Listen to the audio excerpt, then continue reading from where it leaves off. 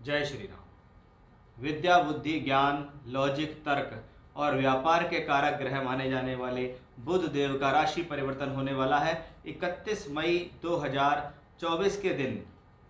बुध अब वृषभ राशि में गोचर करेंगे, जहां पहले से ही उसी राशि के मालिक शुक्र विराजमान होंगे। गुरु भी वहीं विराजमान है, यानी अब वृषभ राशि के अंदर बुध का गोचर दो अन्य ग्रह शुक्र और गुरु के प्रभाव से जुड़कर फल देगा।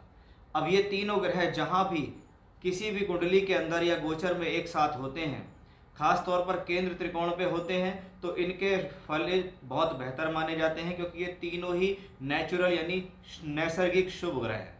और नैसर्गिक शुभ ग्रह का संबंध जब किसी भाव से बनता है या वो किसी भाव को देखते हैं, पूर्ण दृष्टि देते हैं, तो वो भाव फलित हो जाते हैं। ऐसे ही तीनों नैसर्गिक ग्रह मिलकर शास्त्रों में इनको अलग अलग तरीके से बताया गया है। कोई इसको सरस्वती योग कहता है, कोई इसको कलानिधि योग कहता है, तो कुछ शास्त्रों में इसको लक्ष्मी नारायण योग भी कहा गया। अब यहाँ पर बुध ग्रह लगभग 31 मई से लेकर लगभग 14 या 15 जून तक राशि गोचर करेंगे। भले ही ये राशि गोचर का समय छोटे समय का होगा, लेकिन कहते हैं ना, जीवन में तकदीर बदलने के लिए या किस्मत बदलने के लिए एक ही दिन या कुछ पल ही काफ़ी हैं कि उस दौरान मेरा ये काम हुआ और मुझे जीवन में मिल गया, या मैंने सालों साल मेहनत की और मुझे एक दिन रिजल्ट मिला। इसका मतलब उस दौरान आपके ग्रह गोचर आपके फेवर में है, इसलिए आपको वो एक दिन रिजल्ट मिला है। अब हम देखेंगे कि आपकी राशि पर बुध ग्रह के इस गोचर का क्या प्रभाव होगा जब वह शुक्र और गुरु के साथ वृषभ राशि में आएंगे। बुध ग्रह जिनको हम लिक्विडिटी का, व्यापार का कारक कहते हैं, और वृषभ राशि जो कि एक अर्थ त्रिकोणीय राशि है, जिसको हम काल पुरुष यानी मेष लगन से दूसरे भाव से भी देखते हैं। यानी कहीं ना कहीं बुध का एक संबंध धन के भाव से बनता है। शुक्र स्वराशि के होंगे, धन के कारक हैं, फाइनेंस के कारक हैं, और गुरु उसके साथ हैं, प्योर धन के कारक हो गए। इसलिए बुध ग्रह यहाँ धनी हो गए हैं, इसीलिए हमने थंबनेल में लिखा है कि बुध हुए हैं धनी। अब ये ग्रह आपकी राशि से कितना हद तक बेहतर है, उसकी पूर्ण जानकारी आपको मिलेगी। ये गोचर उन लोगों के लिए बहुत ही खास है जिनकी कुंडली के अंदर वृषभ राशि के अंदर कोई भी ग्रह बैठे हैं, क्योंकि बुध उनके ऊपर से गोचर करेगा। या वृषभ राशि में जो ग्रह बैठे हैं वो कहीं ना कहीं कृतिका, रोहिणी और मृगशिरा नक्षत्र में गोचर करेंगे, वो भी कहीं ना कहीं बुध उनके ऊपर से गोचर करेगा, उन कक्षाओं में गोचर करेगा, उन नक्षत्रों में गोचर करेगा। साथ ही साथ बुध ग्रह से संबंधित दशा अगर आपको चल रही है तो भी आपके लिए ये अन्य राशियों के मुकाबले बहुत ज़्यादा प्रभावशाली होने वाला है। अब शास्त्र के अनुसार बुध ग्रह को विद्या से, बुद्धि से, ज्ञान से, शिक्षा से, क्रीड़ा स्थल, स्पोर्ट्स से, आपकी बोलचाल से, आपकी याददाश्त से, आपकी भाषण शैली से, डिबेट करने की शक्ति, बोलने की कला, वाणिज्य, अकाउंटेंसी, जो लोग सीए होते हैं या जहाँ पर बोलने का बहुत ज़्यादा काम होता है, चाहे आप सिंगर हैं, चाहे आप टीचर हैं, चाहे आप लोगों को समझाने का काम करते हैं, सेल्स मार्केटिंग में काम करते हैं, या आप पूर्ण रूप से व्यापारी हैं और आपके अंडर में लोग काम करते हैं, इन सब का कारक होता है बुध।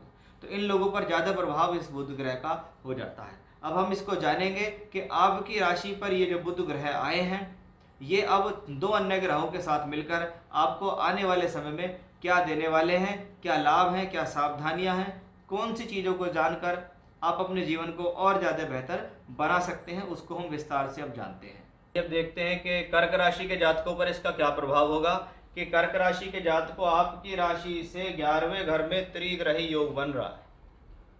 11वां घर जिसको हम लाभ का, प्राप्ति का और फायदे का भाव कहते हैं। शास्त्र कहता है इसमें कोई भी ग्रह जाए वो कुछ ना कुछ देगा, क्योंकि ये भाव वृद्धि का है। वृद्धि यानी उस ग्रह के कारकत्वों की वृद्धि हो रही है। मैंने आपको बुध के जितने भी कारकत्व इंट्रोडक्शन में बताए, उन सारे कारकत्वों की वृद्धि 11वें घर में होती आपको दिखाई देगी।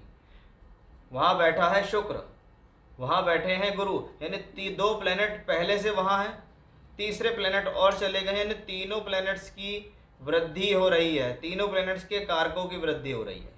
अब 11वां घर लाभ का है। जो भी लोग ये सोचते हैं मेरी तरक्की हो, मेरा प्रमोशन क्यों नहीं मिल रहा, प्रमोशन कहाँ अटका हुआ है, सब कुछ बात ठीक है, कब मिलेगा मेरा पैसा, कब आएगा मुझे फ़ायदा, कब मिलेगा मुझे प्रमोशन, कब ऐसी स्थिति होगी जीवन में जो ये बताएगी कि भाई लाभ कब आने वाला है, तो भाई इससे बेहतर राइट टाइम नहीं मिलेगा, क्योंकि ये त्रिग्रही योग 15 जून तक ही बन रहा है।